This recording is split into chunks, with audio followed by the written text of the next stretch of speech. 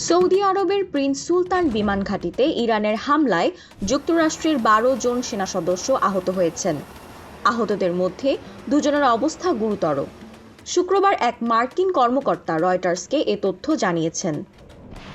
গত ২৮ ফেব্রুয়ারি ইরানের যুদ্ধ শুরু হওয়ার পর থেকে এ পর্যন্ত ৩০০ জনের বেশি মার্কিন সেনা সদস্য আহত হয়েছেন। নতুন এই হতাহতের ঘটনা সেই তালিকায় যুক্ত হলো। এর আগে শুক্রবার মার্কিন বাহিনী জানিয়েছিল আহত সেনাদের মধ্যে ২৭৩ জন ইতিমধ্যে কাজে ফিরেছেন। এছাড়া সংঘাতে এখন পর্যন্ত ১৩ জন মার্কিন সেনা নিহত হয়েছেন।